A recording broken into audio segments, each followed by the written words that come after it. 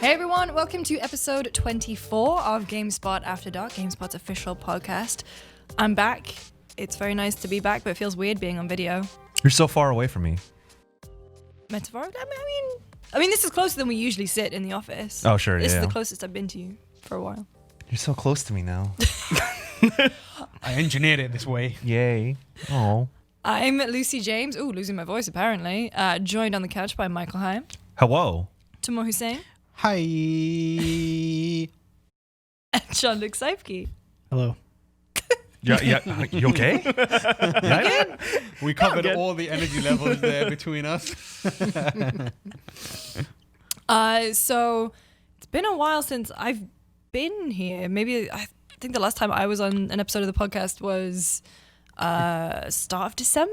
Give us a day-by-day play of what you've been doing since then. First I got up and I had a piece of toast. No, sorry. What kind of toast? Well, yeah, what's the great old peep show joke where they say I have one slice of white and one slice of brown, so like one for maid and one for pudding. That's incredibly British joke. That's there. what it could Okay, be British all joke. right. That's the kind of humor you can expect from this episode. Don't y'all fry bread too? Fried bread, is that thing? As in like French toast? French toast? You have that here too. Oh. The nice little cafe near Well, me. you never had French toast before? Shit, I don't know. Yeah, it's not us. I It's have. the French. Yeah. All right. No, I was traveling for a bit, and then I went home to the UK for 3 weeks, and then I got back and I was in the office for a whole 2 days, and then I got really sick. My roommates got really sick, and now Kurt in Davina is sick. So Sick. My throat is getting scratchy. your throat's getting Aw, scratchy. damn. Something's going around. But the good news is that I'm back at least. This is your first time in this room recording this? No, thing? we've recorded the podcast in here, and I was sat over there, but it wasn't recorded. That's right. Yeah. So- It was the Yakuza 0 of podcasts. Prequel. Probably not as good though. No. A few Damn. things are as good as Yakuza 0. Hey, that's true. It's a perfect game. Some may say. Everyone's playing it again at the minute. Some may say it's a perfect game. Yeah, why 'cause is that? Why is everyone You suddenly jump from 0 to playing- 7. That's why. It's Is it because cheap on Netflix's PSN? series just came out, so... Oh, the Yakuza series. I genuinely Imagine that. took a minute there. I was like, Imagine a who Yakuza... who would you cast? As Kazuma Kiryu? Yeah. Probably Max Ooh. Scoville. That's what Netflix would cast anyway. Ooh, that's pretty good, actually. Hey, shots fired at Netflix. Or Paul Rudd. I don't know. That's too short. Scarlett Johansson. I don't know. Did you say Scarlett Johansson? Scarlett Johansson That's pretty good. Kazuma Kiryu. Yeah, to see defying it. racial boundaries. It's Scarlett Johansson. I don't know who You I would hate to cast see in a Yakuza series. I can't think of anyone. I'm not familiar with enough Japanese I mean, actors. ideally, I would hope it'd be Someone actual from a Japanese and people. I would hope it was an actual Yakuza. You telling me Kazuma Kiryu is not real? They could get that Australian man who got the actual Kiryu tattoo on his back. Yeah, but he's still an Australian dude, isn't he? Yeah, but he's at least got the tattoo ready Imagine to go. Australian Kazuma Kiryu.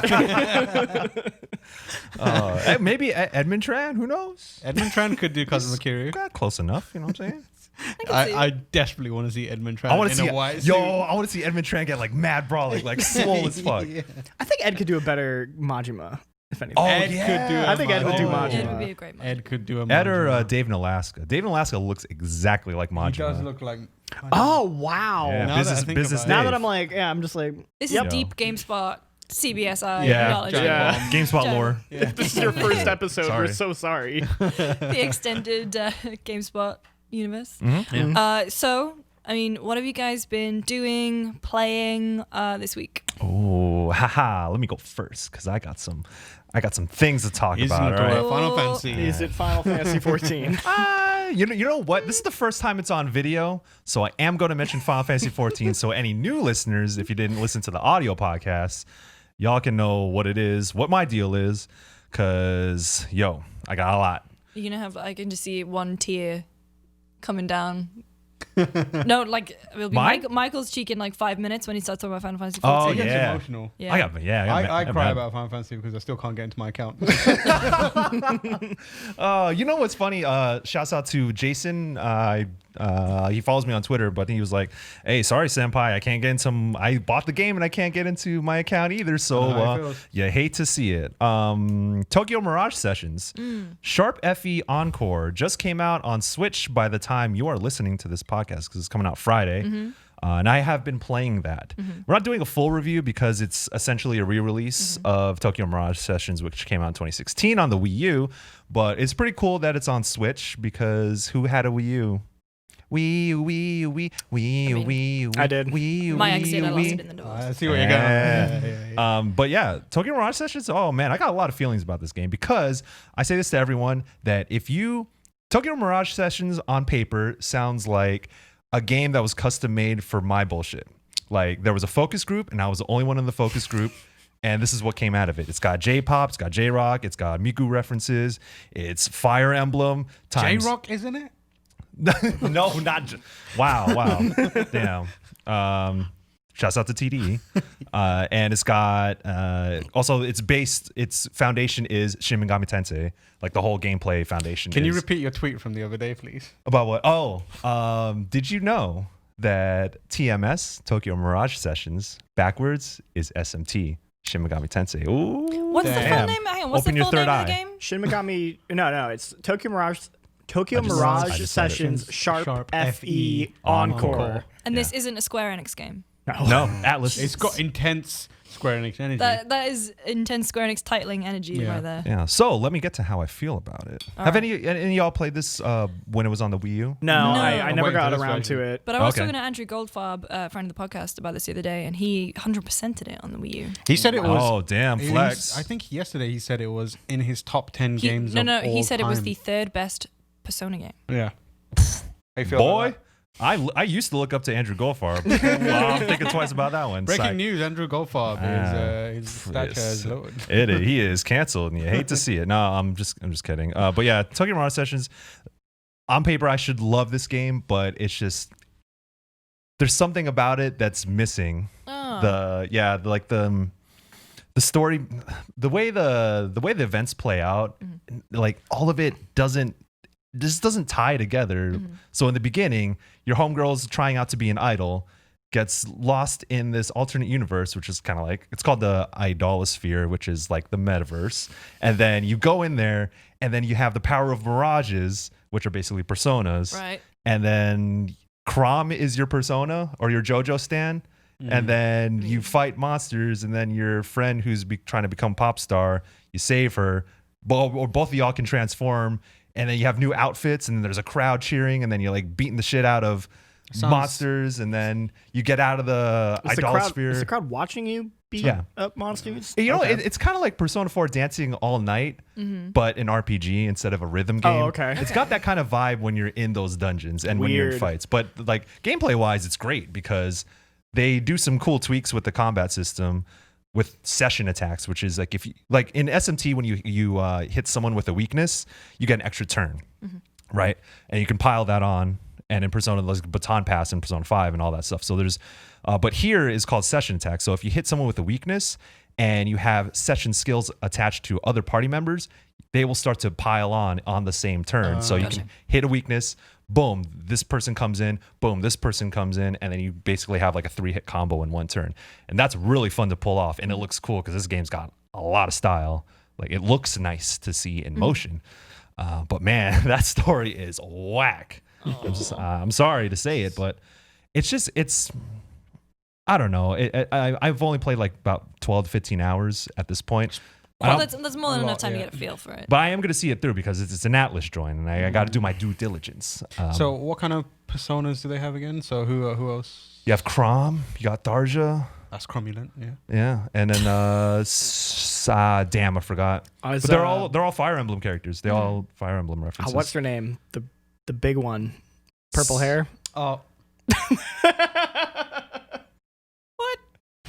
Tamoor immediately knew what I was talking about. What's her name? stop! I forgot. Oh no, Wait, Fire Emblem Purple. Lucy's on the I case. want to know. You're not gonna have a lot. Camilla? Camilla, Yeah, yes. you got Oh it, you yeah, got Is Camilla, yeah. is Camilla in the game? I don't know yet. I haven't got to that point. Yeah. Do I want to click on the link of, is it yanderagirls.fandom.com? Yeah. Click You that, wanna yeah. click Alright, that. Definitely okay. click that, yeah. Is that okay? Yeah. You gotta click that. Who cares? Wow, she is a big girl. A big one. Man, I don't know what Oh. y'all talking about. She is feminine and sultry with a calming, serene nature bordering on Yeah. whimsical and massive tits. Whoa. Whoa. I didn't know anything about that. She knows how to sew. Yeah. Hey, I know how to say it. But man, Well-rounded I'm character. I'm still playing that game, and I don't know. It's fun. I'll say that much. But it's missing that heart, that soul that kind of drives the story. Because I play a lot of JRPGs. That's my jam. And there's always a reason to care about what's happening in those games. And whether it's like very simple. I think about like SMT4 and how basic the premise is, but I can follow it. I know what I'm fighting for, and I see how events tie together. But they're like, I don't know, you save your sister who's been missing for 5 years. She's a secretary now, and cool, she's back. And I ain't seen her in 5 years, but hey, she got a job. Most people don't. How is the soundtrack? It's pretty good. That's I not wanted more- the I wanted ringing more energy endorsement than that that. we Nah, wanted. it's pretty good. But the thing with soundtracks is here's another thing is that for me, a soundtrack really has to communicate what is also being portrayed on screen. Like it can't just be good music. When I think about Persona soundtracks, I think about how those are also integral to what's happening, what characters are feeling, how intense a battle is. I think about battle themes and boss themes a lot. These are good songs, and the cutscenes are incredible too. The anime cutscenes in this game are incredibly well animated. It reminds me of looking at Love Live performances in Love Live anime. And but I mean, like, what for? Like, why? But why? But why though? I keep asking. That's the number one question I'm playing Tokyo Mirage Sessions. But why though?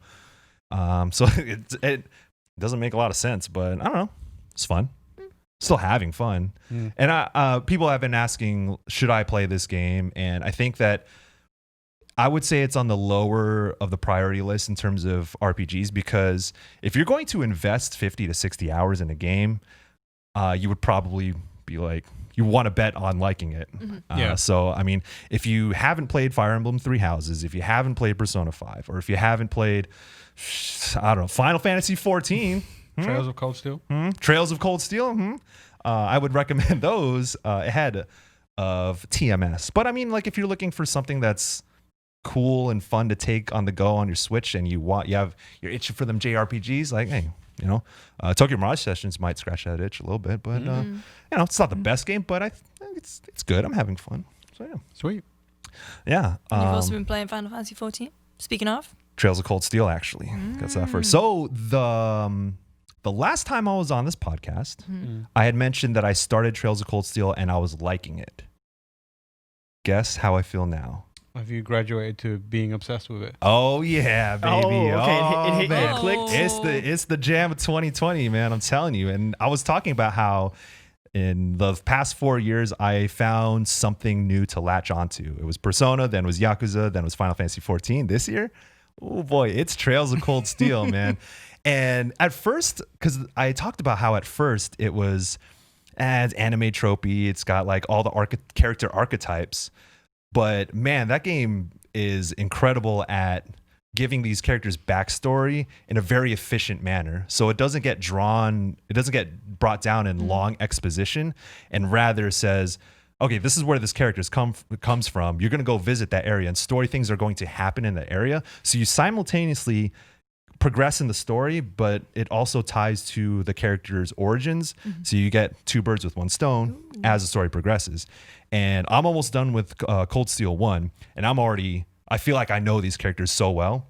And this is a 4-part series. So if I'm invested now, boy, I already got Cold Steel 2 installed, ready to go as soon as I finish 1. And I have Cold Steel 3 on PS4. Man, and these are long games too. They're like 50, 60 hour JRPGs, and I'm loving it. It's as silly as it might look, and how some people look at JRPGs like, it's nonsense. Like, nah, like this game is pretty well grounded in terms of what it's trying to tell. Like, it's got daddy issues. It's got Mommy issues.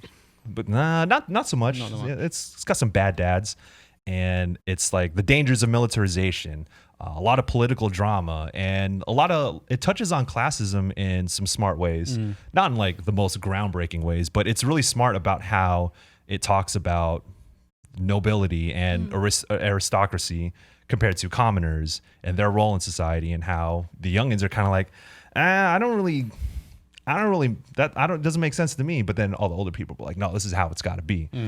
So there's a lot of tension in there that feels genuine, and it's very much earned on top of being a very good RPG. Man, that game's got some real good characters. So man, I never even heard of it, until you started talking about it. It's fairly niche. Yeah. It's been around for a real long time, but it's like one of those, once you've broken through the surface of the JRPGs, when you want to get real dirty with JRPGs, then when you want to get real dirty with JRPGs, there are some. Yeah, I'm not that kind of. I'm talking about if you want to get like hyperdimension Neptunia. that is if you get real dirty with JRPGs. Come to my desk. I have a pile. It's a pile that just says real dirty RPGs on it. Damn. It's all the Neptunia games. Great. But yeah, Trails of Cold Steel. It just got localized recently, but they are like the first 2 games were they are Vita games. So I'm playing them on PC, and of course they look like Vita games on a PC. Yeah. On a PC, but it has ultra wide support. So hey, get them anime girls ultra wide. Yeah. Okay. Relax. But yeah, I am absolutely in love with Cold Steel, and expect to hear from me throughout the entire year about Trails of Cold Steel. You heard it here first. Love to see it. Yeah, I do. And lastly, Final Fantasy 14. I did the New Year event, and it's really good because it's a year of the rat, and people are like, hey, the rat stole our mochi. And then they're like, well, we want to make mochi to celebrate the new year. And then you're like, damn, where the mochi at? And then you find out that the rats didn't steal the mochi, but the mochi, whoa, this twist. The mochi turned into a monster. And then you got to go out in the world and then do this fate quest. If you play Final Fantasy 14, you know what I'm talking about. You do a fate quest where you fight this giant evil mochi.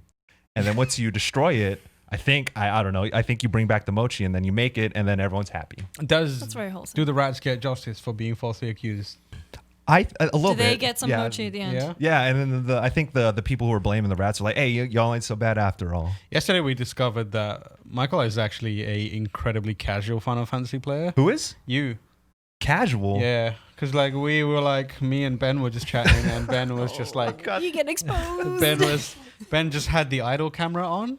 I didn't know what an idle camera was. My man walks over like, what's this?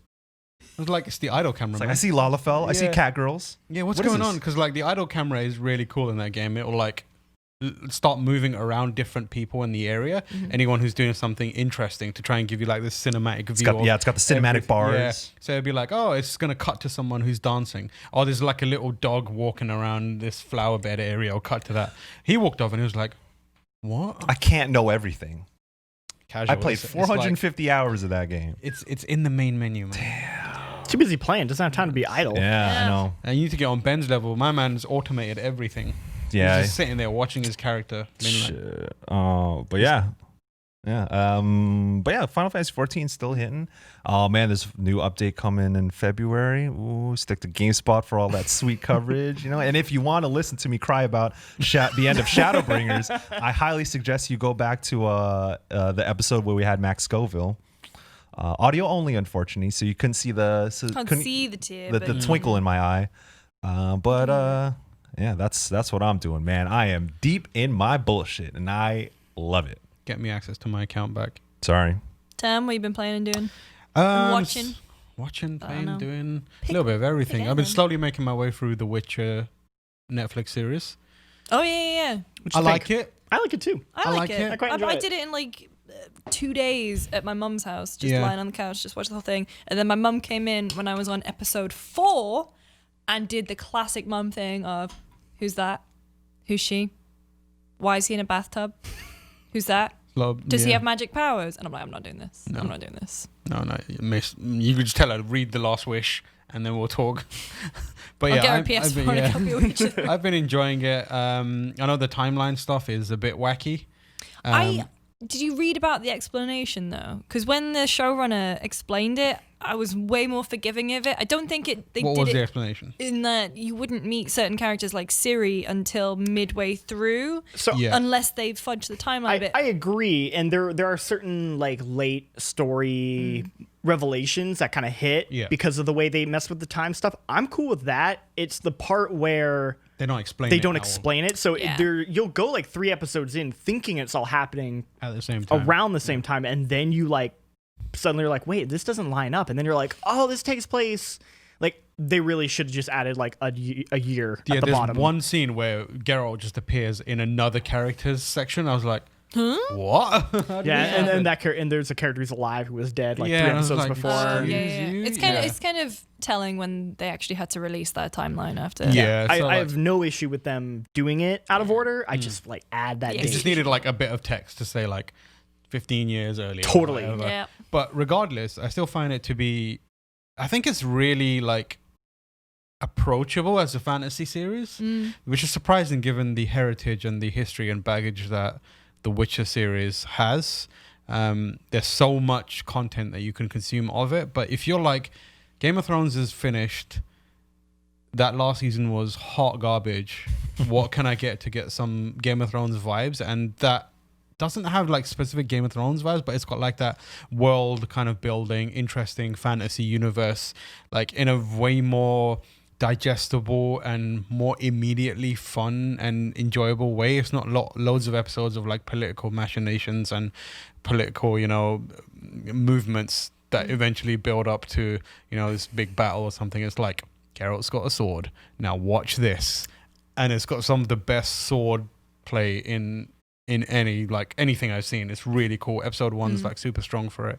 Did you see that someone recut? They didn't even recut. They just put on Britney Spears "Toxic" Yeah. over that fight That's scene. my favorite which was trend. You could put Britney fantastic. Spears Toxic over Yo, so Oh, many what was times. Toxic is a Thor banger. Ragnarok? Yeah. Britney Spears one? Yeah. That's a good one. But yeah, like I'm working my way through it, and I really like how like it's a great like one and done show where you can watch one episode and be like, that was good, I'm gonna enjoy it. It feels like watching or playing a really good side quest in The Witcher every Yeah. time. Yeah, Like it always ends with like a it moral always- choice. Yeah, it always ends in like a kind of a choice needs to be made by Geralt, and it will have ramifications, and like it doesn't. The larger plot doesn't seem very obvious until very late in, but you get like an interest. It's always like Geralt rolls into a new town and X person needs help, and a situation that seems initially quite simple, bad person doing bad thing, quickly becomes complicated, and then there's like a bit of romance. There's some nudity and sword Some swinging. tits. Someone gets killed, and by Some the end, incredible of it, tits. yeah, some good breastises. in Are we that. naming episodes? Because I don't know. It seems to be a thematic fit between our conversations here. Between what's her face from Fire Emblem and Camilla. Yeah, yeah, Camilla. yeah. Yeah, also a well-rounded series. You don't say. There's a lot to enjoy. And like, dudes get it out as well. Well, perhaps not as like graphically I as they mean- would in. What do you mean? Some wangs? Yeah. Yeah. That's nice. Sweet. Wait, really? Wang Hell Chung yeah, I did tonight, not see yeah. any. For reals? That's all. Right. No, there's no wangs in it. Aw, I mean, man. there's Henry Cavill in a bath. There's a lot of Henry Cavill in the bath. He's great as Geralt. Like I was Surprisingly. He's surprised really how good. good he is. Yeah, clearly, like this is one of those situations where you know how any time an actor takes on like an iconic role from another media, they're like, oh yeah, I really care about this property. It means a lot to me. And you're like, yeah, shut up. I don't really care. No, he's a gamer. No, he Capital is G. a- Like gamer. but if you just watched his performance, you'd be like, yeah, this guy knows The Witcher. He likes The Witcher. Yeah. Did you see he was being interviewed in a junket and someone said, "Oh, you Xbox or PS4?" Yeah. And he went, I'm PC, PC. baby. There's another video from back in the day where he talks about what Overwatch character he mains. Yeah, mate. And he prefaces it by being like, I know this is going to sound bad, but I really like this character. I think this is, a lot of value in it. And it eventually ends in Symmetra. And like, people are just like, Oh, so Symmetra, what Overwatch character are you? yes, that is me, yeah. But yeah, I really enjoyed it. And his voice is real good. Like, he's not Doug Cockle, but who else can be, the original voice actor for is iconic, but he gets there. "Yeah." And like, there's moments where he's quoting the game word for word, and you're like, damn, that's That's real good. Yeah. He's just good. Real gamer out there playing. I haven't heard a Winds Howling yet. No, unfortunately not. That's season 2. Yeah. Got to hold out. Season 2, there needs to be a Winds Howling. So after watching that, I dipped back into The Witcher 3 to kind of play bits there, here and there. And I'm enjoying that. I started playing on PS4. I finished it on PC, and I started playing on PS4 with a fresh save. So we'll see how long I stick with that. But I'm enjoying it for now. I'm dipping in and out of Death Stranding still. Just doing little bits of, deliveries here and there. More recently, it's been like, I've been playing Shovel Knight loads. Yes. So we'll talk about Shovel Knight in a little bit. yeah, so that like I said last time, Rainbow Six Siege. That's pretty much it. That's what I've kind of like. I'm taking the calm before the storm to just play games that I've already played and games that I'm not like super invested in right now, like the Overwatches and the Sieges and that kind of stuff. Because I know once the big games start hitting, they're gonna hit like fast. Yeah, big game deuce coming in. Yeah. So enjoying that and just that kind of stuff. My Hero Academia, watching that. Oh yeah, new season. I'm still like I'm not caught up. end of season 2, so I'm not caught up at all. Ooh, the latest episode, it had some budget spent on it. Holy moly, that's some animation in there. As you know, there's moments in My Hero Academia where you can be like, yeah, they animated this so hard that the lighting takes a hit. Like the screen gets dimmer and you're like, they physically cannot. The only way to get it like full color is to wait for the Blu-ray release when you can get like there's moments like when your streaming compression just cannot handle it. Yeah, like the actual like every version of it. Like there's a scene in the first season which there's a fight between two characters. It's Todoroki and Deku, and they like both do their abilities at each other. Oh yes. During the thing, and if you watched any streamed version of that, as those two abilities are about to hit, like it just gets slightly darker. Wow. Because they're like, no, we can't do this. It's too many lights. It's too bright. And like that latest episode has got a big fight in it, and it's like, oh, let's crank this down a bit. Damn. So I'm excited to see that That's on Blu-ray wild. with all the colors. But yeah, so My Hero Academia continues to be one of the coolest anime shows around, TV shows around even. That's pretty much it. Jean-Luc? Watch Witcher, which is very good. As Tam mentioned. Played a little bit of Final Fantasy 14 because I did pick it up. Tell me more. Well, so I've played I've played it like 3-4 times now, and I can't play more than an hour before I have to turn it off because I am in. That's that Realm Reborn. I'm in that Realm Reborn nonsense. It is fetch quests. Nonsense. Wow. It is, dude. Realm boring Reborn. dialogue. It's not great. I am willing to put up with it. I'm willing to get to the good stuff because people keep. I am not doubting that it's we good believe stuff. you. We're doing this because we believe you. Yeah. No. Yeah. It's a But, labor like, of love. It is. It's a real rough going. This is the thing that hooked me into Realm Reborn though, was It's 90 hours of trash. the music. The music's good. I'll admit the music's Music? pretty good. Just music's like great, how yeah. beautiful the environments are. It's all right. You're the how much you love your character. You have to I make do a like my character cat that you girl. love. I've got Takis Fuegos. Takis Fuego, yeah. He's I lit. love Takis Yeah. Fuego. He's trapped in European service. Damn. And that's Cat girls. That's all you need. That's it. it's got the Mikote cat girls. You know what I'm saying? Like, Yeah. Yeah. you know, get with the program. I had Ben and his roommate were like playing with me, very very graciously. We're like, and they were just like, graciously. they were just like, yeah, man, this early stuff's trash. Wow. Wait, you said so Ben's automated a bunch of stuff. Can you not just do that to get through all the... Or is that just you right? can't macro your way through. Damn it. Macros and Yeah. stuff like that. So to you do, can like, apparently farming. buy like a skip that just Yeah. skips you to another expansion that's like I'm $15. Considering it. You know what? I wouldn't be opposed to it. Because I think what saved Realm Reborn for me was actually the last 10 quests of the pre Heavensward, like the patched in quests that lead into Heavensward, the first expansion, are what really sold me on the struggles that are happening in that world. Because then it's like, okay, all the stuff that we've been telling you, we're showing you what the lay of the land is. Okay, now we're gonna flip the switch, and then now you're gonna see why we've been telling you about all this shit this whole time. And then that's when I was like, it clicked for me, and I'm like, damn, that's wild. I can't wait to see what happens next. Then the ball starts rolling. So, I mean, if you maybe you can just like maybe watch the Are you cutscenes. invested in it? Is that gonna hit if you skipped all the way to the front? That's kind of what I'm wondering about. No, not all. Well, these 3 expansions are full games though. Like Right. Heavensward, Stormblood, Shadowbringers are 50-hour experiences alone. So I mean, Maybe I'll do it. Maybe I'll just grind it and I'll get there. because you bought the complete set, right? I did, yeah. So I have everything. Yeah, there you go. You set. Although my 30-day subscription did run out, so Like I said, just stay. Hit me up. I'll cash app you, I'll I'll yeah. pay for your subscriction, bro. All right, man. Yeah. Cash Yeah. App. Paying 3 subscriptions right now. Yeah, if he's you, doing if you want it. me, Yeah. Jean-Luc, And was the other person? Jake. Jake. Yeah. Yeah, it was so Paper Jake's. I'm actually considering opening up 2 more slots. So if y'all want to play Final Fantasy 14, get your subscription paid for. I still paid for mine. So because I actually wish my subscription fee was higher. Oh. Psych, I'm just kidding. I'm good. You know what I'm saying? Well, Showtime money. Yeah. What are you playing as? Cat Girl? No, Yes. Lancer. Lancer. Okay, yeah, Lancer's fun.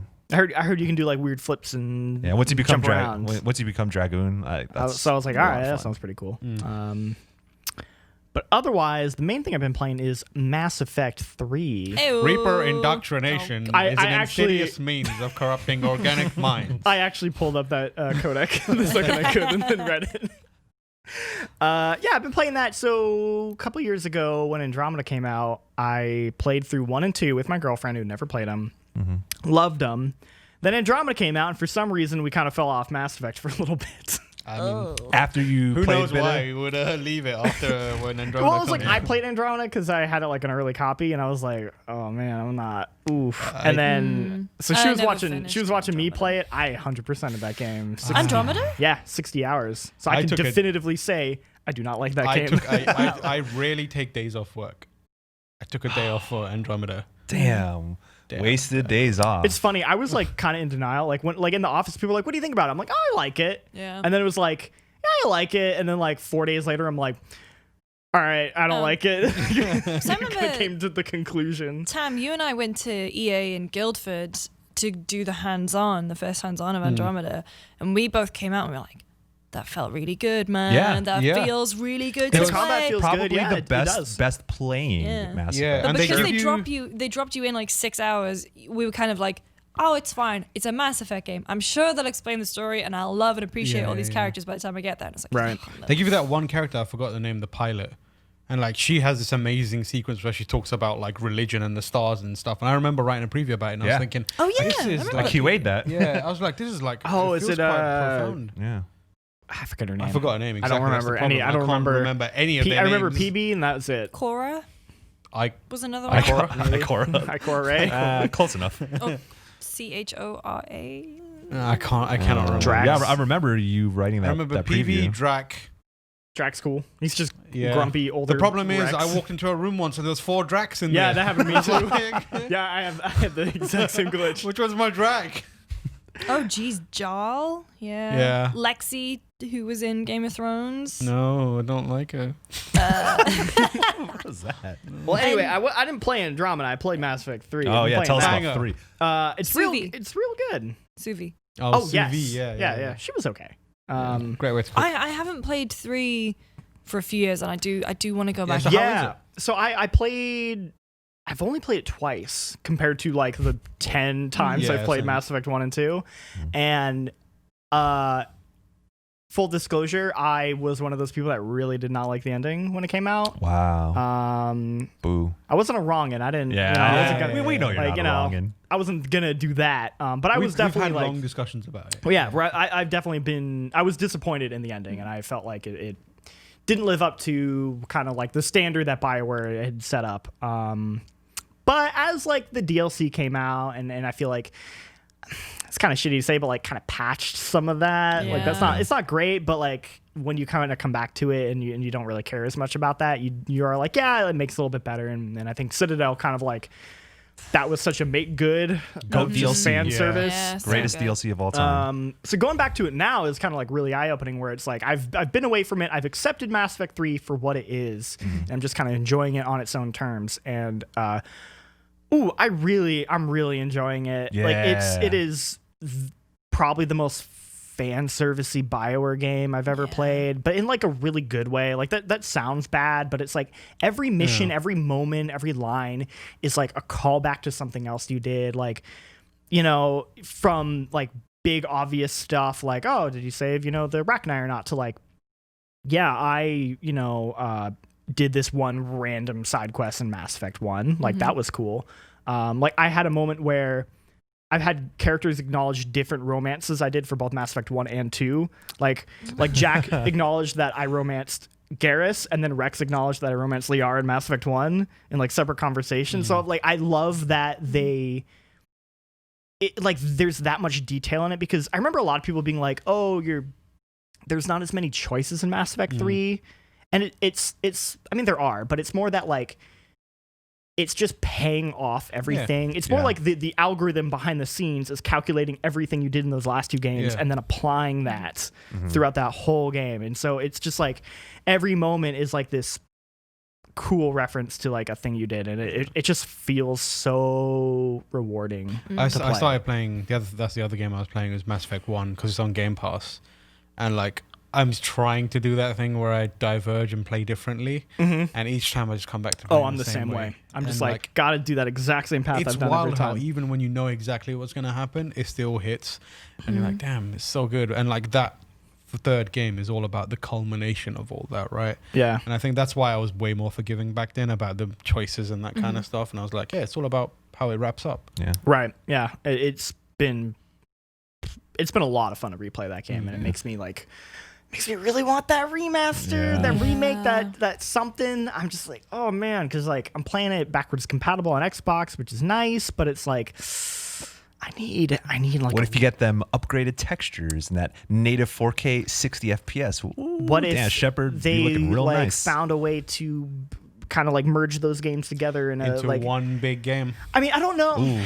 I was thinking about that, like how feasible that'd be, because those games do have like different mechanics to them that might be a little tough, but like even just like I don't know, like just a consistent visual, you know, like over the board, or like like for example, if you play female Shepherd, they didn't add a default Shepherd like character model until 3, which is like crazy. And so like could you give me that, because I actually really like the way she looks, and I'm like, could you give me that back into like 1 and 2, or like put the combat of like 3 into 1, like Definitely tighten up the combat from 1. Yeah, but it's also weird. There's like things that happen in the plot that would make like playing it almost sequentially a bit weird. Right. That's why I think like you couldn't 100% do it that way, because you do like there's certain things that change and it wouldn't quite line up. But they tweeted today like about the Mass Effect relays. Was it today? Yeah, it was the music. Yeah, play some music when you go to the Citadel for the first time. Today's the anniversary of when they discovered the relays, I think, or something. Oh, okay. It's the 10th anniversary of Mass Effect 2 on the 26th. Yeah, and I know for N7 they kept being like, hey, you know, there's still a lot of stories to tell in the Mass Effect universe. And I do it then, you cowards! Right? Like they know. It's very clear. Cowards. Everyone at BioWare knows like people just want Mass Effect. They're also probably fans of it as much as we are. Oh, exactly. Too. And you can tell they want it as well. Like, so it's just like, I mean, the question is, are they actually working on something, or is this just them trying to like desperately be like, maybe if our tweets get enough attention, we can show this to someone at EA. All right. Here's the thing. I don't like hypothetical. Do you really want the BioWare that we have now to be working on a new Mass Effect? I no, but the BioWare that made Anthem and the BioWare that made Maybe the question is less. No, maybe the question is less. I do you want the do. BioWare and do you want the EA?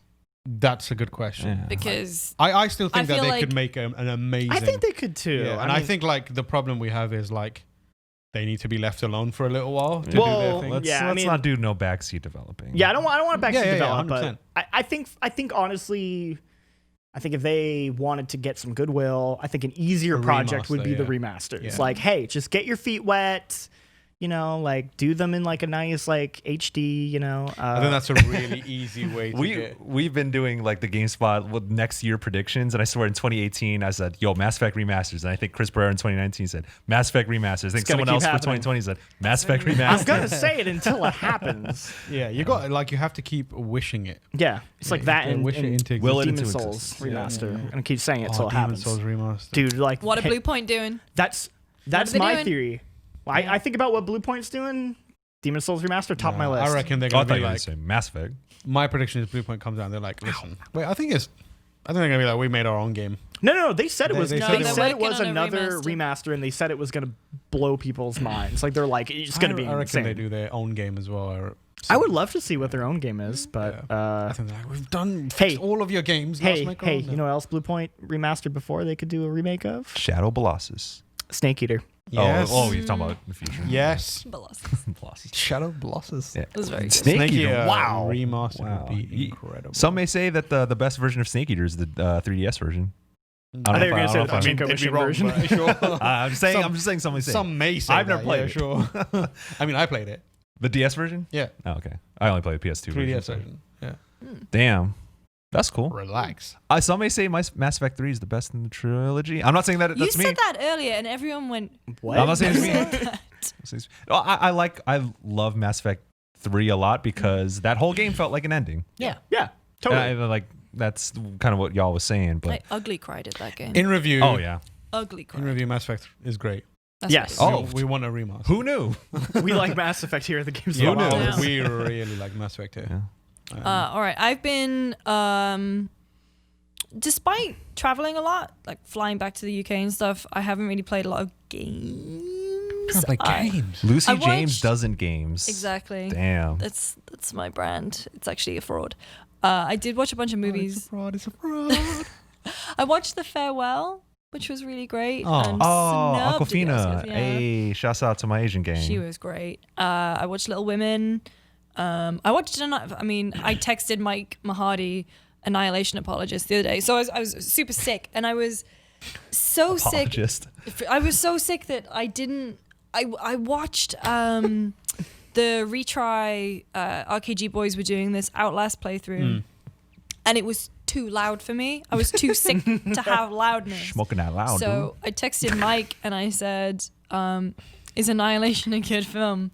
And he replied, Oh, don't do Baited that. him. yeah, he replied, is this a joke? Oh, okay. And I said, no, as in like, is it a good film to watch when I'm sick? Is it loud? And he said, no, it's not loud at all. It's like, my man's lying. He's a liar. I mean, I Damn, you got enjoyed played. it until maybe the ending. I don't know. That's how you know you're really sick, when you're like actively asking for Mike Mahadi's opinions.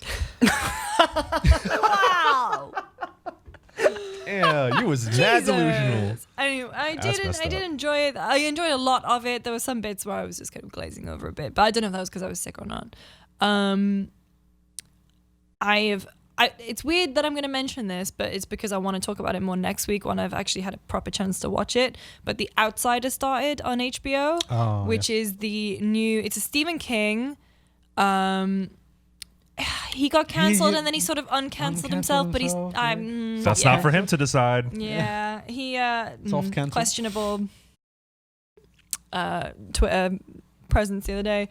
Anyway, it's Stephen King, but it's Ben Mendelsohn and Jason Bateman. And so my favorite Jason Bateman is, obviously I love Arrested Development. Jason Bateman's incredible in Arrested Development. But the best Jason Bateman is scary as shit Jason Bateman. So if you've seen The Gift or even Ozark, he can play a terrifying person really, really well. Yeah. And I think it's because you sort of know him as he's Michael Bluth. He's a happy-go-lucky dad who just wants the best for his son. So when he plays these more psychotic roles, it's terrifying. And he's really, really good at it. So I started watching it last night, but I had a beer and no dinner yet. And so How I you started do it. watching it, and it was like, oh, this is way too intense for me right now, so I'm gonna stop. And also there's just, 'cause the whole thing is about a kid who's murdered Oh, whoa. and an That's what I 11-year-old was waiting boy. for. Yeah, an 11-year-old Aw. boy who's murdered. And I thought they would sort of do the regular show, like, it's a kid being murdered, we're not going to show too much of it on screen. And I'm not being funny, I picked up my my takeaway, my DoorDash got ordered, and I unpaused the bloody TV show, and there was like just a dead child, and I was like, oh, okay, no, I'll come back to it. You had a series of unlucky recommendations for the mood that you were in at each time. That's But unfortunate. I'm gonna watch it this weekend because we obviously have the 3-day weekend, so I'm gonna watch the first 3 episodes. Oh of yes, that. I forgot about that. 3 episodes. And I watched all of Killing Eve. First season. That's how you kill an evening. God, you're better than that. Actually, you're not. Tam. Wow. Yeah. Savage. I watched Killing Eve. First season way better than the second. The second season was a bit just like, okay, it's just like an MI5 agent and an assassin, and you kind of watch the timelines at the same time. And you know the MI5 agent's trying to catch the assassin. The assassin's going about doing a business. I mean, it was fine. I watched the whole thing. So. Where are you getting these? Are you just like how are you coming across these things? Are you getting them recommended by people? I keep an extensive list on my phone of stuff that I want to watch that I hear is good. And I wanted to watch Killing Eve because I like Fleabag and Phoebe Waller-Bridge. Sure. And, do you have a running list of anime? Beyond things like My Hero. Oh, I started watching Cowboy Bebop again the other day. You've never finished it though, have you? No. I think that there's only ever like 2 episodes that I never watched. I would never watch the end of the series. Do you know how it ends? No. Oh, good. Yeah. I imagine being in 2020 and not having Cowboy Bebop. Do you know about Aaron Sampson and how he had been? Aaron Sampson. It's cute. We found out. Producer at GameSpot. He's a producer. He's got like 3 kids. He's like one of the older producers in the office. He's been apparently slowly watching Cowboy Bebop for the last decade. What? How? I know. He's got kids. An episode a year. And he was like last year he was telling us like, yeah, I think I'm finally gonna finish it. And he's like, I do you even remember stuff? well, but he was like, well, I forget it. Did he not know there was a second season, or he's like, oh, I heard they canceled it. You know, never did a second season. That's a real bummer, or whatever. Like he had no idea, and I was like. He didn't know. Mans didn't know. Yeah. He's like, oh shit. There's a lot more episodes for you to watch. That was really adorable though. Yeah. Oh, bless him. He started watching Full Metal, I think. Oh yeah, he was talking to me about Full Metal Yeah, he's Alchemist. watching Full Metal. What? Yeah. I don't know if he's watching with his Weeb. kids because that's a bit Aaron's much. an anime boy. Yeah. Stealth. There's so many. Stealth weebs. Stealth out weebs. there. And I've been playing Shovel Knight. So Audio Logs is running on GameSpot right now. So we've done Death Stranding, Control, Disco Elysium. We've got Gears 5 this weekend, which is actually one of my... I'm not particularly a huge Gears person. Played it, You'd liked never fit it. in that armor. You'd never fit in that armor. No, my neck isn't thick enough. But I've never really been, hugely invested in it. But we did this Gears 5 audio logs, and now I'm like, oh damn, there is a lot more layers to Gears. Yeah, it's weird how when we talk to developers and you start digging into the intricacies of how they make certain sequences or how they make their games, you're like, oh snap, like I didn't realize that you thought of that thing this way, and then when you go back and play it, you're like, oh shit, this was put together by a person that I talked to. Yeah. Yes. It's really cool talking to Rod Ferguson about how they were doing inclusive design courses at the studio, and throughout all of it, that's how Jack became a playable character in Gears 5. And then they just sort of worked on the character more and more to make him different and like more fun to play, even if you don't have a disability. And so anyway, episode coming on Sunday, very good. But we also had David D'Angelo from Yacht Club Games in the studio today to film the Shovel Knight episode. And he was talking about all the games that have inspired Shovel Knight and all the mechanics that have inspired all the mechanics within the treasure trove. And we had to do a ton of capture to make sure that we got everything that he wanted to talk about. So between myself, Tamoor, and Peter Brown, we have played... Y'all just going ham on Shovel Knight, huh? Oh. Tam managed to do the bulk of it. Because I hadn't picked it up until we started like planning for this episode. I did like some of the Plague Knight stuff and the Spectre Knight stuff. And Tam got the rest of the Shovel Knight stuff. And Peter was like, oh, I can play NES games? Yeah, that's fine. I'll do it. Give me the whole list. It's fine. And Alessandro got some Ninja Gaiden for us too. It's a lot of fun. And I've got the Treasure Trove on my Switch now. Yeah, I think Treasure Trove is amazing. Yeah, like I think Spectre Knight and Plague Knight are my favorites to play as, because I can't... when I was just playing a Shovel Knight, I was really struggling to sort of The get the bounce timing mechanic, and the yeah. bounces right and everything. But I think there's a bit more leniency playing as Spectre and playing as Plague Knight. King Knight. Yeah, It's I Wario, didn't he's pick. Wario. I didn't tell you that because you were capturing Yeah. King of Cards, but I do want to play. as He's got him. Wario's shoulder bash. I didn't know that. So That's yeah. the one I haven't played yet. That's what the episode is kind of a lot about. What David D'Angelo talks about. It's like Shovel Knight over this period that it's been releasing new games has just become this collection of the best side-scrolling platform mechanics.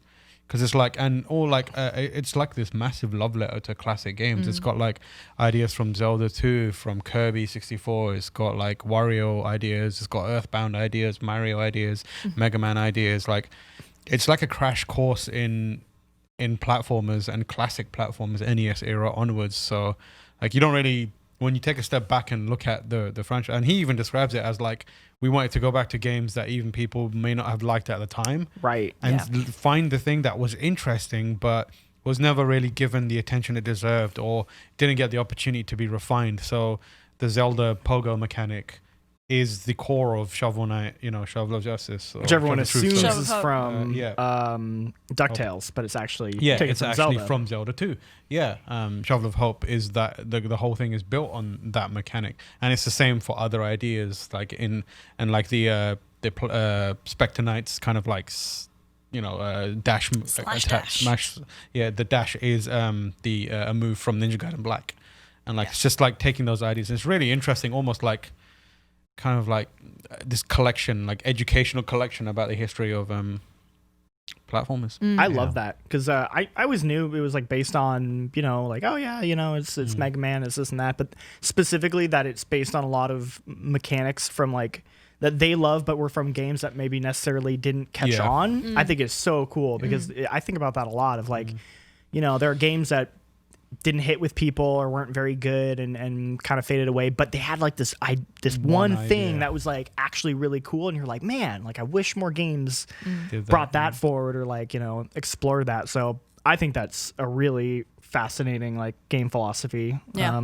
I'm looking So forward to the episode. please be excited. For Yeah, that so- episode of sounds- Monologues sounds in the like- coming weeks. Yeah. I'll tell you what, I want to play Shovel Knight again. Like Yeah. hearing that dude talk about Shovel Knight for Yeah. like I'm really two glad and I a got half the hours. Switch It is a copy. like detailed breakdown game by game Yeah. of like inspiration, Shovel Knight idea, how they got there. So if you want like a crash course and you want to see someone very passionately talk about their love of that genre and classic games, watch that episode of Audiologs. All right, let's talk about news. Hot off the presses. Oh, I guess. Square Enix had a day, didn't they? Oh, Yeah, they had a day boy. because they looked at the bankroll that they're making from Final Fantasy 14. It's like, I'm just kidding. Well, not really. so They're like, Final this guy's Fantasy- paying for 4 subscriptions. And he said he wanted to give us more money. Final Fantasy VII Remake and Avengers got delayed. So Remake got delayed by what, a month? a month and a few days. A month and a few days. Avengers got delayed into September. That was supposed to come in May, right? Or something. Yeah, It's really like a summer game, but now it's like a late summer game. I don't know. I'm not too surprised about Avengers. I feel like I've barely seen that game. Yeah, Fine. it feels like I this. saw that one gameplay bit. I haven't been to any of the behind closed doors stuff at Yeah. E3 or They anything, had but I saw that like I don't know, a bunch of people in a car park. They had like was like a a Comic-Con preview or day. something They they had a had, preview yeah. day, not recently, but like post E3. But like that was where they revealed Kamala Khan is like the Yeah. main character, and And everyone was Oh, right. buzzing about Kamala yeah, Khan. that's like I feel like that game. It builds momentum, and then it just goes away, and then it builds momentum, and it goes away. I mean, the weird thing about that game for me is that like if it had come out before Endgame, you would have been fine because that was when everyone was still thinking about the Yeah. Avengers and thinking about how the MCU was going to wrap up Phase 3. Yeah. And now it's this weird fallow year where Endgame's happened. You had that Spider-Man Far From Home, and then we've got nothing until like no big ensemble things. You've got Black Widow. You've got the like, not Inhumans. Oh, There's, like, Eternals. yeah, Eternals But is like there. Eternals is not an established Yeah, movie franchise yet, I would say. Well then. So it's very, very weird. timing wise. Yeah, I mean, but like I- Avengers. But I mean, like again, Mimo so quote, delayed games eventually good, etc. yeah. I think Avengers and Marvel's heroes are eternally popular. Like, you stick them on the front of the cover and the work gets done for you easily. So I don't doubt that it'll be successful. I just would love to see more of that game. It's getting pushed a couple months. So I mean, Yeah. I don't know if that's gonna be like a massive. It's not that big of a deal. It's not like, oh, we're postponing it indefinitely, or we're pushing it to next year. Also, it's like, I mean, at least we'll probably find out more as the year goes on. But right now, like, that's the only game I'm aware of that is scheduled to come out In like the later half of the past year. April. Like, Yeah. you know, we just don't know about any game. Speaking of April, I think it's like, I remember looking at like Games Wikipedia for like, that's like a good way to do to like look at like what's coming out this year. And it's like after like May was just like, there was nothing. Nada. yeah. Well, yeah. And Final Fantasy VII Remake from March 3rd to April 10th. Mm-hmm. I don't think. That's fine. I like. Yeah, that's fine. But I'm thinking about us. So Like, that's the thing is, I don't mind that it's being delayed a month. It's more like, shoot, you made that way worse for us because that was the first big game that was coming out this year as far as us covering it, and now you're like, what if we dropped that in the middle of everything? Yeah, like else? for some context, like for us, we usually get games a bit early. And Final Fantasy VII Remake was supposed to be like the first of the wave, and then that would have been like, okay, we can knock out all the stuff we want to do around Final Fantasy VII Remake before we start to dive into Doom Eternal, Animal Crossing, P5R, Cyberpunk, Resident Evil 3. But now it's like, actually, we're going to drop that between Resident Evil 3 and Cyberpunk. So Like, no. Good luck, y'all. I think Cyberpunk is going to get delayed.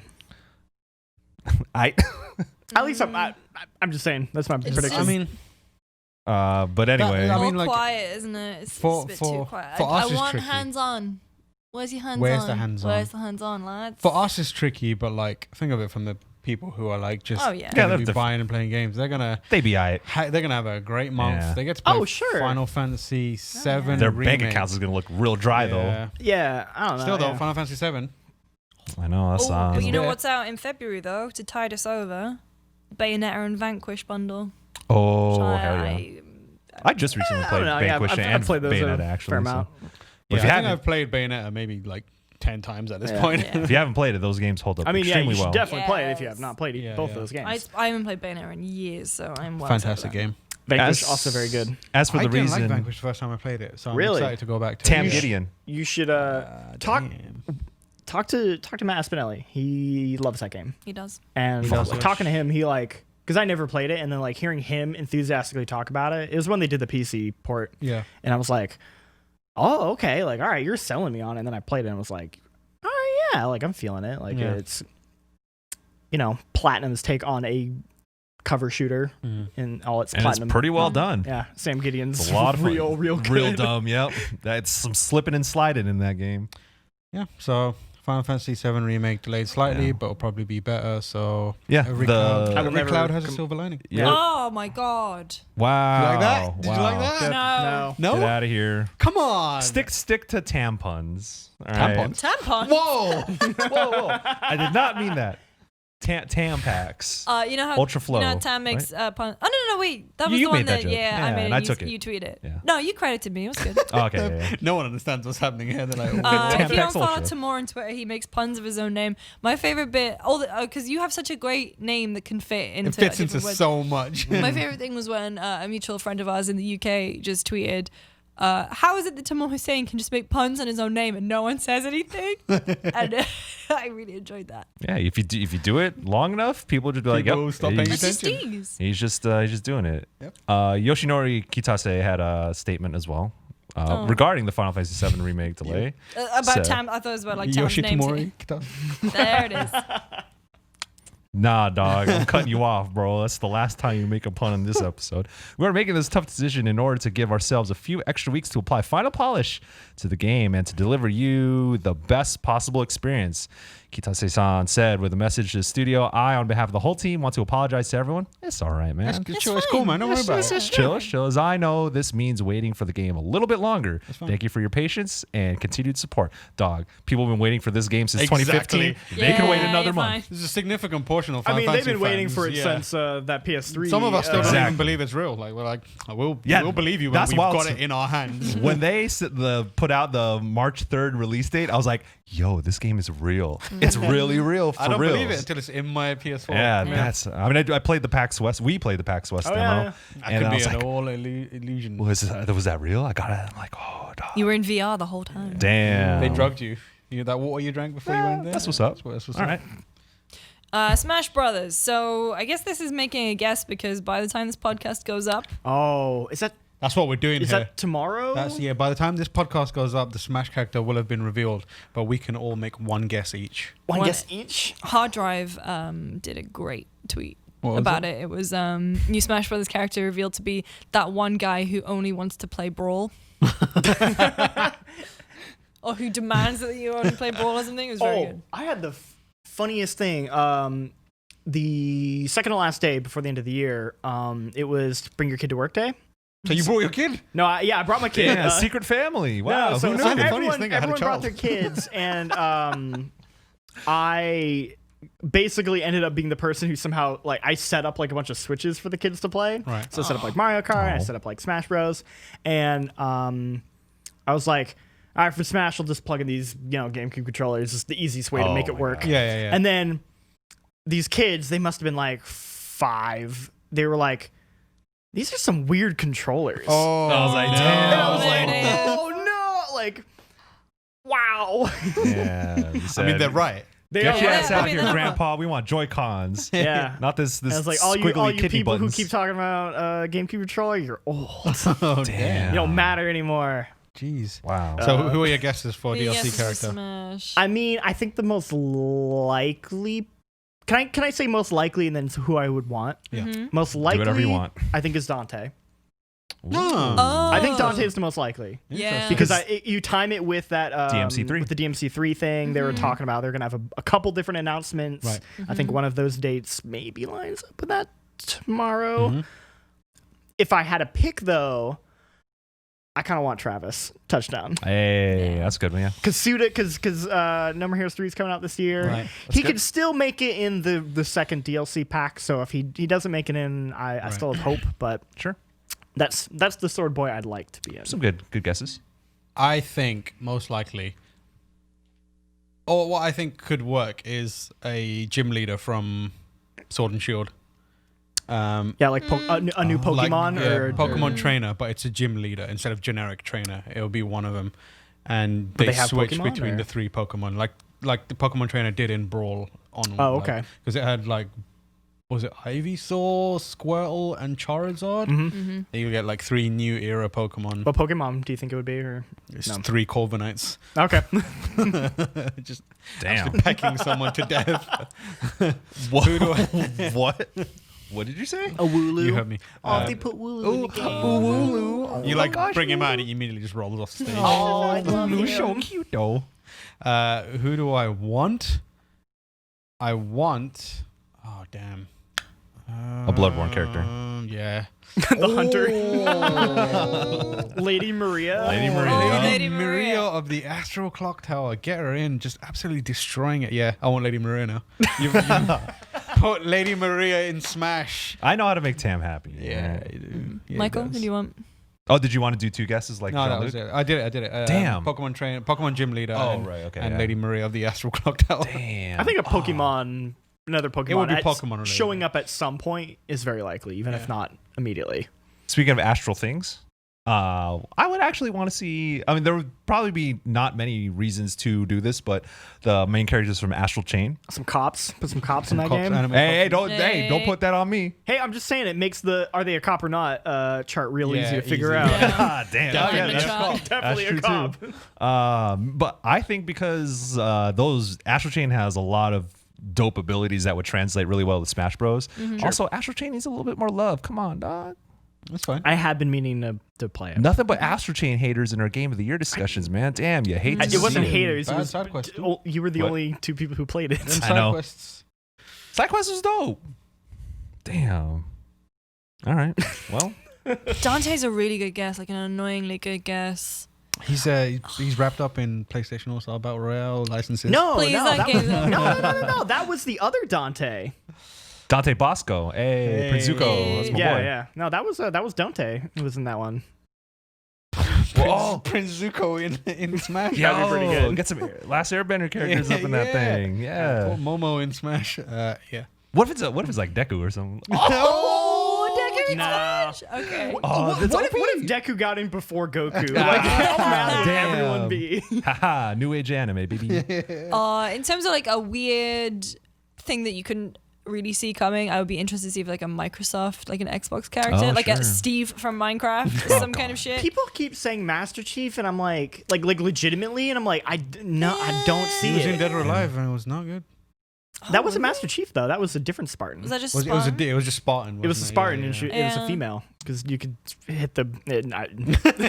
yeah, you don't want to go down that rabbit hole. No, You I know. like something weird like a Steve That would from be pretty funny. Minecraft. I can't see anyone car from from Forza. Gears. Yeah. Oh, you know what'd That'd be be pretty cute? good. You know what'd be cute? What? Like a Lego character yeah. from a Lego game. Sick. That'll give me hype as shit. Just an entire Xbox Series X, just like jumping around. That should look like a Lego block too. So, you know, who's to say? Phil Spencer. I think you a- put a him in mic- it. Oh, that would be so adorable. Phil Spencer. I bet he could be like one of the Mii fighters. Yeah. Yeah. And then his ultimate smash attack is the Xbox One X just drops Yeah. down and Drop down, crushes everyone. And it does the you.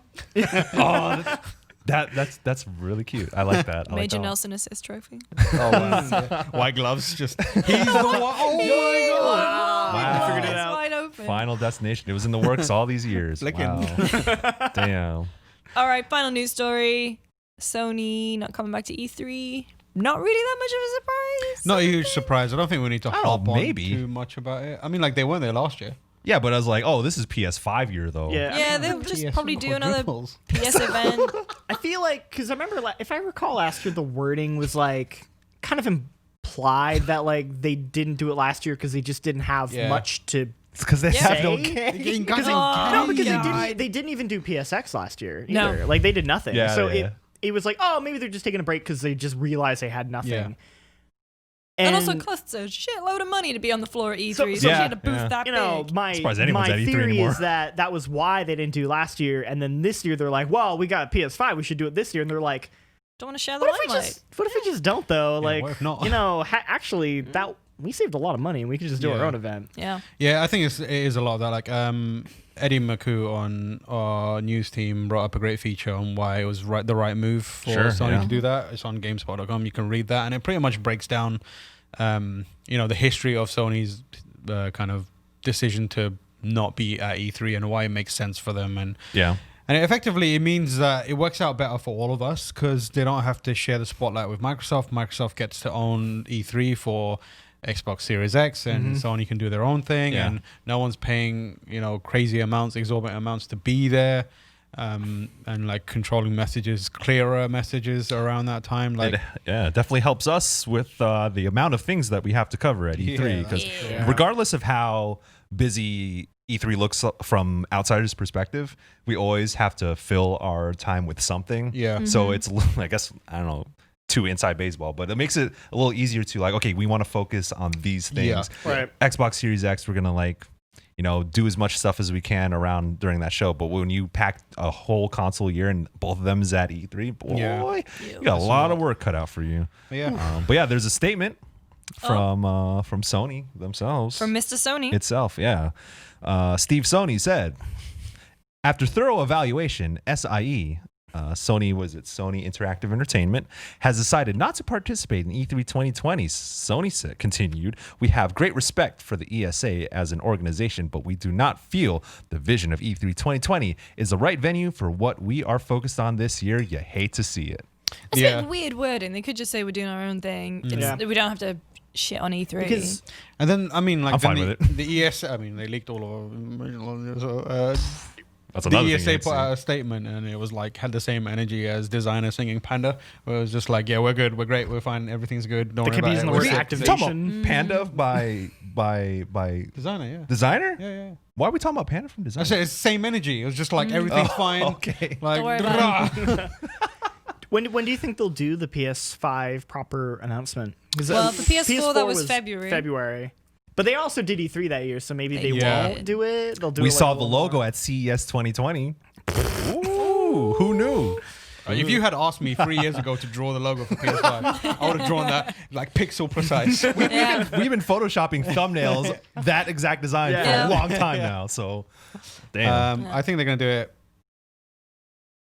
I still think February, because February's still pretty clear. February's true. too soon though. I think That's why they pushed Last of Us. They're like, hey, y'all can But I put your wonder little if game do you out think later. They feel that because like Xbox has been May. like so ahead. You I think May? Yeah. I think Oh, May. May. Just sneak in before E3. That makes so sense. it feels because companies love doing that. Like They we're not do. coming to E3. We're gonna come to the day before E3. Oh, Yeah, E3, EA. E3 now is like 2 weeks long. Yeah, so I EA think Play. they'll do that where it'll be like, yeah, Damn, they're Yeah. gonna do an EA Play thing. Wow, damn. I would not want. bring back PSX. That'd be. I said that last year. Like, hey, they're gonna bring back PSX because they need some sort of venue to like flex real hard. Maybe they do that this year, or maybe they don't even call it PSX. It's like, hey, this is the reveal event or whatever. And Yeah. then people can 'Cause come, or you can watch they a live have- stream. They did that for like they've got a bit of practice with it with the Last of Us event, right? Like that was Sure. a Oh, yeah, big yeah. thing where they flew loads of people out from across the world to this one thing. Played Last of Us, sent them on their way in coverage. And delayed it 2 weeks When's later. Last of Us 2 coming out? May. Yeah, I can't Do you think remember. they'll do it like right after? Like Oh, maybe right before. maybe right before, and be right like- after? Like, hey, y'all bought Last of Us 2. It's great. Now here's PS5. Like, Yeah. I guess I see what you're Be like Last of Us is out. It's out. It's going to be working on PS5. Speaking Yeah. of PS5, oh yeah, they're 100% going to do the same situation they did with Yeah. Last Sure. of Us 1. I reckon. Yeah, Yeah. Makes sense, but Yeah. all right. There was some Pokemon Sword and Shield stuff. we're going but to leave that stuff for the Experts. I know. The I know. experts. young I- lad Jake and young lass Callie. I did Yo, beat that game yo, over the yeah. break. Yeah. It was Oh, very yeah? good. Pokemon Trainer Yeah, games. I like that game quite a bit. I still need to It's- get back into it. I played a few hours and then I kind of dropped off, Yeah. as I always do with every I think Pokemon it's game. the first Pokemon game in. No, actually, I liked X and Y a lot, but sort of Sun and Moon was okay, but I really like this one. It was really good. All right. All right, listener questions. Michael, do you want to take this first one? Oh shit. All right. Hey, After Dark crew. Hope you had wonderful holidays. The discussion episodes were interesting, but it's nice to have weekly discussion. I was gonna say resume. Wow. Damn. You know what I got on my mind? What? Nice to have the week. Psych. I'm just kidding. The weekly discussion resume. This person has 2 questions. 1, do you tend to hoard items in games? Always use them ASAP or somewhere in the middle? I was a hoarder, but have pushed against that instinct, and I think finally broke it with Breath of the Wild. Number 2, slightly connected to that, outside of work games, how often do you stop playing a game before quote-unquote completing it? Happy 2020, Sky. And P.S. Oh wait, Tamoor, I offered to run a D&D game for you, but you were all over the world and have not been on the podcast since then. I would be bummed and not to have chill hype vibes if you wanted to play pretend on the internet, but just missed the question because of the hectic holidays. I maybe will take you up on that. Maybe. We keep talking about running a cyberpunk game. Cyberpunk. Sorry. I think Ryan was going to be. Yeah, Ryan's like Oh, played yeah. it before, Yeah. and then Ooh, we that's were just gonna do not like happened. Red or something. Video series. Because I've always wanted to play like a D&D. Yeah, same. one. Yeah, So hoarding items in games. Yeah. Yeah, I hoard. I hoard bad. Yeah, I'm a hoarder as well. Except in sadly. Witcher, because Witcher broke that for me because of the way that potions replenish when you. Yeah, you don't have to hoard So in you that don't have game. to hoard. Yeah, that's a good point. You were strong enough for the strongest potions. Potions are. Sell me your strongest potions. I can carry Traveler. them. I'd be mad hoarding in the games, and then Yeah. it's the same thing of like, I'm gonna use this for the final boss fight, and then you turn out like, hey, I'm OP for the final boss fight. I got like Yeah. 20 super mega elixirs, and I'm Yeah. just chilling, and I don't know, it's fine. But I've tried to break that, and playing a lot of RPGs now, I'm like, fuck it, I'm gonna use the revival bead in this lame ass fight because I have 6 of them, and I'll have 5 of them when I do fight the Right. boss. Named the Sekiro item and then said lame ass fight. Wait, revival beads No, are it's in. not. I thought you were talking Bead. about beads and ass, and I was like, what? Whoa! No, that's what I thought you were reacting at. Relax. I'm just easing my way back into the podcast, okay? Well, I mean, if you live up to the name After Dark, you know what I'm saying? Yeah. But, I'll be flexing on the items. And what was I playing? Oh, I was playing Tokyo Mirage Sessions, and there was a there was a boss that killed one of my party members like 5 times, and I only had like 5 spicy curries to revive that person. So I used all 5 of my spicy curries, and I was like, damn, should I reload and do that boss fight again and not use as many spicy curries? But then it turns out I could just buy it at the He Ho Mart. The character was like, I'm alive, Wait, but like I really need to go to a toilet. My booty hole's burning hard.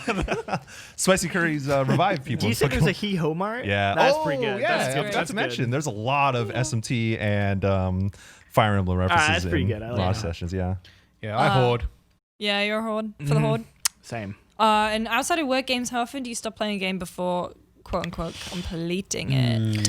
I'm really bad at starting games and not finishing them. So Yeah. I usually complete it. I think between us, like the fact that we both completed Andromeda says a lot about us. It's true. It depends on the game. Like Andromeda was a weird. I don't know what I was thinking because like I should have stopped. Yeah, same. Playing it because it wasn't it's just time like to stop. because I could have just beaten it at any point, but I was like, no, I'm gonna 100% every planet because god damn it, I'm gonna do this. I don't know why though. You know, it's funny when it comes to completing games. Recently, for me, it's been I start a game, play the first 2 hours, and either drop off or play it all the way through. Since we're talking about Mass Effect 3, what happened with me in Mass Effect 3 is I bought it the day of in 2012, and I was like, yo, this is it, man. This is the end of Mass Effect trilogy. I played it about 60 or 70% of the way through, doing every single quest. Like, I'm leaving no stone unturned. And then I got to a point where like my military readiness was at like max, and I'm like, all right, I'm about to like finish this game and see it through. That was in 2012, and I didn't pick it up until 2016. Whoa! Because the thing for me was like, yo, if I don't, it's a lot of people talk about this, but like if I don't finish the game, it never ends. And I didn't want Mass Effect to end. I was just like, yo.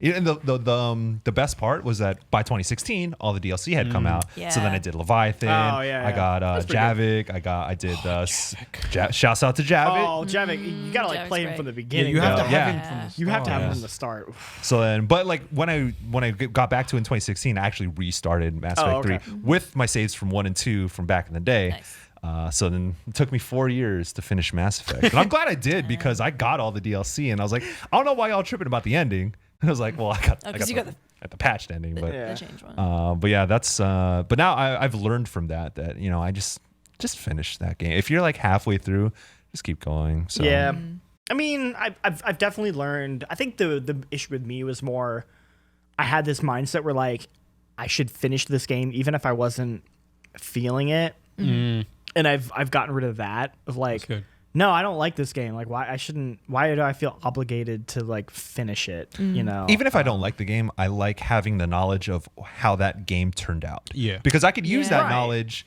in whatever, like maybe I review another game in the similar vein and I have that reference in my mind of like, oh, I remember how that game ended, how this, like in comparison, I'd talk about it, it'll be brought up later down the line. So I do see value in finishing games even if you don't necessarily like them. But that's for people like us. Like, I mean, if you're out there playing a game, I don't know. Because I'm kind of like, I have like ADHD, which I think leads to this like slightly compulsive, like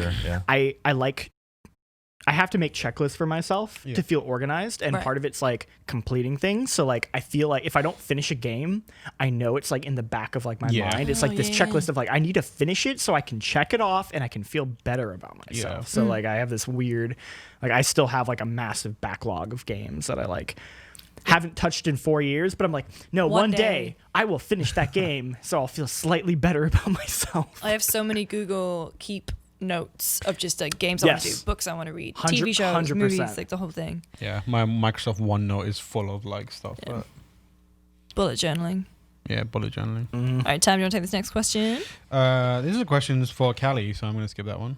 It's not. It just says that they enjoy hearing Callie. Hi, everyone. I want to say first off how excited I am to hear Callie again. I used to listen to the IGN anime podcast, IGN Anime Club, and was sad when it was over. My husband heard Callie's voice and told me she's on this new podcast, so I had to listen. Oh, lovely. You guys are really great and very entertaining. I'm on the market for new headphones and wonder what everyone else wears.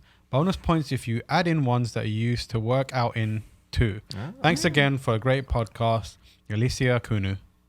Michael, you got them new headphones you've been messing with. I used to be the tech editor at GameSpot, so I got mad headphones. I had seven headphones and only 2 ears. Yeah. Who'd have thunk it? Like, I got 2 ears. No microphone. But no microphone, yeah. Every time I try and play a game with Michael, he's like, I don't have a microphone. And I'm in like, Discord You're the tech guy. Whoa. Hey. Not have a microphone. Hey, chill. But yeah, like we be playing like hella Halo Reach, and everyone else got microphones, and I'm the one I'm blowing up the Discord text chat, and I'm like laughing my ass off while playing Halo Reach, but I cannot express it vocally to who I'm playing with. So I'm like, ha ha ha, LOL, LMFAO. You should just do the thing where you move the right analog stick, and so your character's like, ah. When we play Apex, we were playing over the holidays, and I was playing with Tam and friend of the podcast, Simon Cardi, and I had some friends round at my house, and I didn't use a mic. And so I can't remember what it was, but I died. And if you hold down the touchpad, if you're playing on PS4, it brings up the little keyboard. Yeah. And so I was doing this like predictive text thing where I was just saying the Peter Brown special. The Peter Brown special, just talking complete bullshit. And then inevitably I would die, and I would just go, sorry again. Yeah, it was like, really sorry. I was like, ooh. Mixed business says Sorry. In terms of headphones we be using, though, I've tested a lot of headphones. I think for gaming, I mean, for anything really, I like to use Audio Technica. I think like M50X for closed ear. The Sennheiser HD 598s have been for many years lauded as some of the best open ear headphones. That's what I'm using. For better very good soundstage, I guess you could say. I like HyperX's headphones a lot. The Cloud 2s are pretty good. I was just double checking what the name of them was, but Those I have the Cloud 2s and they're great. Yeah. That's what I use my. They're comfy and they don't clamp too hard, and they sound pretty decent. Clamps. And those are the ones that I would recommend. Also on GameSpot.com, we have a list of headphones that we would recommend, depending on your price range, what you're looking for in those headsets. That is Michael Hyam, Edmund Tran, Peter Brown, and Matt Paget joint collabing. But yeah, I think what we work out in. So when I only use earbuds when I used to run. Yeah. Well, I used to run with headphones. And I was like, this is. I'm just like constantly shifting them. Yeah. And I got like mad sweaty. So yeah, like I always use the earbuds when I always use them when I'm working out, because like you generate heat when you're working out. Yeah. And like if you got things clamping over your head, it's it would give me a headache, and and then they get all gross. Yeah. I use the Cloud, the HyperX ones, Cloud 2s, and they're real good for gaming. For working out, I used like they're called Jabra, something like Jaybird X3s. Yeah, Jaybird. Yeah. So those are good. I like them a lot. The only problem with the Jaybirds is, I think it's still a problem with the new ones. Specifically on the YouTube app, it has problems synchronizing sound and video. Oh. Which is really annoying because it's fine on Netflix, but it's YouTube specifically is a problem. But they're very comfortable, reasonably affordable if you want to work out. But I can't think of many headphones that do both gaming and are good for working out. Yeah, You need to buy. And plus, you don't want to be using your workout headphones when you be gaming. It's like, those are kind of nasty. You could rock up into a gym wearing some hardcore like gaming headphones. It might be like intimidating. With a microphone on. Yeah, with a microphone on, just like chatting lifting with your weights. boys. What? Yeah. You know what I'm saying? If you be Rotate. lifting. Yeah, Yeah, man. be lifting use heavy. the Discord app. Yeah. Hop on with the boys. Yeah, just be talking to the boys while you're working out. Oh man, but I don't know. I can't use any Apple earbuds for working out, or because I'm a big. I used to be a marathon runner. Now I'm maybe a quarter marathon runner at this point. Getting too old, but you definitely want earbuds that have like the suction cups on them, because otherwise all the Apple shit is like that's just gonna fall out your ear. If you be running with AirPods, you're gonna lose them. I mean, the AirPods, the new AirPods have that. Yeah. But Yeah. at the same time, I have AirPods. The only place I use them is in the office because the battery life. I'm one of those people who needs music on because I just get distracted otherwise. I just basically listen to the Westworld playlist over and over again because it's just enough for me to keep me engaged but not distract me. AirPods, the battery life is not good enough for me for that, but it lasts the right amount of time that I'm in the office. And also if someone comes over to me, it's super easy just to take it out and it pauses. I will say this is not like a gaming recommendation or even an everyday recommendation, but the Sennheiser noise cancelling ones. Oh no, sorry, Bose noise cancelling ones. I bought a pair like 2018 Christmas, because I was like, I'm about to fly back to the UK. It's a 10-hour flight. I want to be able to hear whatever I'm playing, and it's probably one of the best purchases I've ever made. Also, the battery life is like 12 hours with full noise cancelling on, and I wouldn't say wear it in, on the bus or anything. You should still have some situational awareness, but if you travel a lot, noise cancelling headphones are the boy. All right, Jean-Luc, last question. Sure. Actually, we have a couple questions because Tam put a tweet out, and there are some really good ones. I want to cover. Rapid fire. Oh, okay. Yeah. Do you want to do those first, or do you want me to do? Let's do this one, and Okay. then we'll do Tam's rapid fire ones.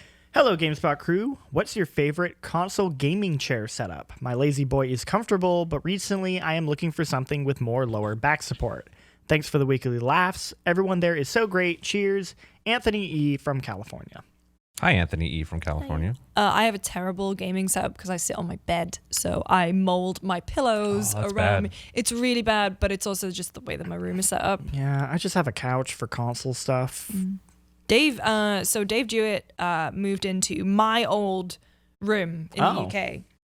And when I was back for Christmas, there was a couple days where there was crossover, and Dave brought his gaming chair, and I need to find out what make it was, because I sat down on it and it was like sitting on a cloud with lumbar support. That's the one I sat in and I was like, this is When you came is over a for bit New Year. much. Yeah, this is the one.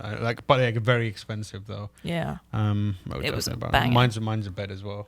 I have a weak ass Staples chair, but it's mesh, and I like that because it's a little bit more breathable. But my cat loves it very much. Sushi Wooshi loves to claw at it. I'm like, dog, I go to the bathroom. It's not a dog. Sure. I go to the bathroom, and like in 30 seconds, she's on it and she's all cozy and stuff. So I don't know, this isn't going to play good on audio, but if y'all can see, picture right there, there's my little cat, Sushi Wooshi. She's chilling on my chair. I just went to the bathroom and she's like, my seat now. Haha, do something.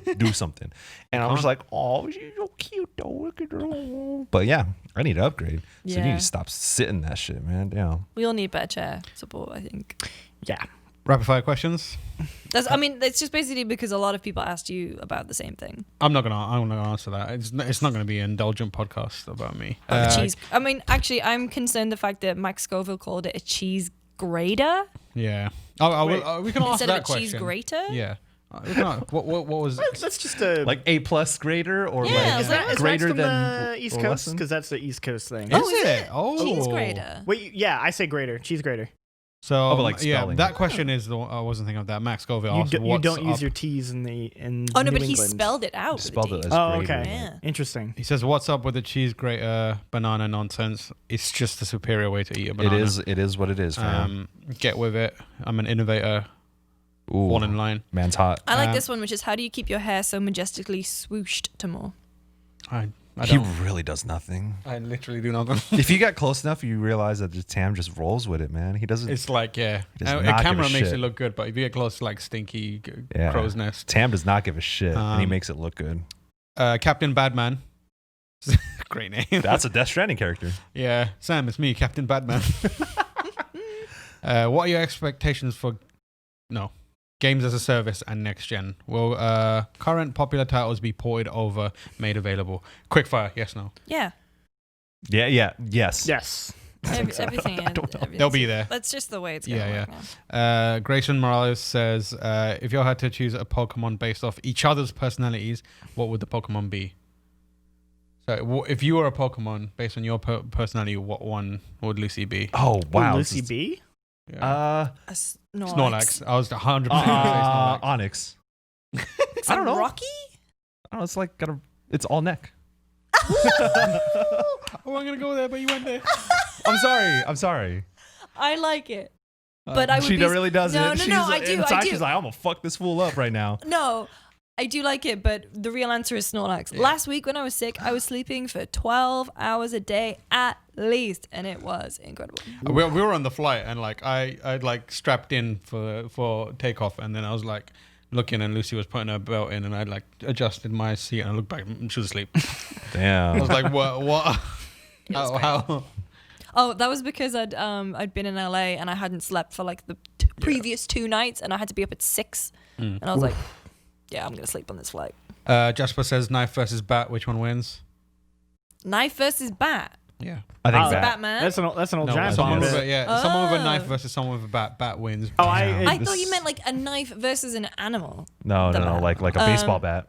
Bat wins. Bat's got range. I agree. Bat. I Bat. still feel the same way I do back when I Yeah. first No, heard no, no. that. Because Bat. if you swing the bat and overshoot, but you've got the knife, you've got that close. Then don't overshoot then. No. But if you have the knife and you dodge the bat, then you could just shank. I talked about Knife getting requires too much precision. Like, that too. No. You don't get, have as you get stabbed by a knife. You are. Oh yeah, you get fucked up for sure. yeah, but like, you yeah. get hit by but a like, bat and you're at range, down. like you can take a swing with a bat, miss, and still have enough time to recover and take another swing. yeah, dude, it's Like, like you're not letting go of the bat at the end. it's like sword art. Yeah, or it's- not sword art, the anime, but like Give me it's that, like Wendy. the art of I the think- blade. The thing is, I think it's a real like high pressure scenario of like whoever misses first loses kind of Yeah. thing. Sure. Like I think it.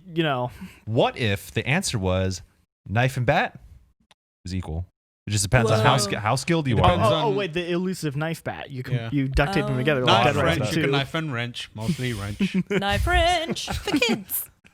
There we go. All right, last one. Last question. Let's keep it. Someone's keep it on brand. Any game recommendations for fans who loved Sekiro but couldn't get into Dark Souls? The answer is easy. Oh, He bought this mother- especially. It's Bloodborne, baby. It's actually Trails of Cold Steel. It's definitely not whatever that is. It's Bloodborne, baby. The Legend of Heroes, Trails of Cold Steel. Senno Kiseki. Ninja Gaiden, maybe. Ninja Gaiden, that's not a bad idea. Yeah, I mean, maybe like any platinum game, a platinum action game. Oh, is sure. Like Yeah, a good like Metal it's- Gear Rising. Ooh, damn. Hey, That came from Newton, by the way. Final Shouts question. out. Final question. Oh. PS Now 85 says, who is best waifu in Persona 5 and why is it Makoto? It's Makoto. It is Makoto. It's Makoto. it's Makoto. actually let me show you my background. It's actually her sister, Sai Nijima. Oh. She's Sainijima. literally a cop. She's an But she investigator, is, and you know what? She raised Makoto. She's paying rent. She might even own that house that they live in. Yeah, I She's think got she does. gray hair Yeah. and red eyes, and like by default, that's a win in my book, yo. Like she got a job. She's already done with high school. She's paying rent. She got things figured. She kind of has things figured out. She figures it out by the end. Here's She's the got thing, gray though. hair and red eyes. Makoto's got short hair and looks phenomenal. Yeah. Right, but Sai Ninjaba's like 25, 27. And that's my girl. I think by the time Makoto gets to the age Sajima is, way better. Saijima? also- Taiga? Saijima? Damn it. If you're watching the video version of this podcast, you will see the exact moment that I accidentally scroll past on Twitter where it's Mindhunter cast released from contracts as season 3 is put on indefinite hold at Netflix. No. Oh, no. no. Mindhunter. Season 2 ended That's your poorly. jam. I watched it fairly recently and I was like, Sai Nijima. yeah. Well, I mean, like, final question. final question. Wow. You've said that like 3 times now. Yeah, no, I'm just going to keep doing it. Sai Nijima, I mean, second best girl. She can get it. She can get it. There's no final question. The final question is from Pete Stewart, our friend, who says, can dogs look up? What? God damn it. No, they can't, sadly. Unlucky for dogs. What? What do you mean they can't look up? Have you ever seen a dog look up? Yeah. They look up at me when they're asking for treats. up. Dogs can look up. Yeah, they can. Is that an up dog joke? Like, What's up, dog? Yes! Oh, damn it. That's a You're the one who that's said a Shaun it. of the Dead bit. Yeah, no. I'm done with Tam, dog. All right. I'm calling it there. Thank you, everyone, for listening and watching to GameSpot After Dark. If you have any questions, email them to afterdarkpodcast@gamespot.com or tweet them to us. We love hearing from you and chatting with you guys. Discord update. Saw some people emailing for Discord invites. That's a Jean-Luc joint. I just need to get the final approval from the powers that be. Powers doesn't work here anymore. That is a mad deep You know cut. what? That explains why Wow. all my emails keep getting That is rejected. a mad deep cut. Shout out to Michael Powers. Hope you are well. Charlie know why CBS you're doing is lacking. Yeah. Charlie Viacom CBS. Oh, Give it damn. time. Yeah, not long. We'll push for it. All right, thank you everyone for joining us. Let's start from this end. Jean-Luc, where can people find you? At Jean-Luc Seipke. Tamoor? At Tamoor H. Michael? You can find me and all of my bullshit at Michael P. Hyam on Twitter. And I'm at Lucy James Games. Thank you for watching / listening. We'll see you next week. Reaper indoctrination is an insidious means of corrupting organic minds. Boop.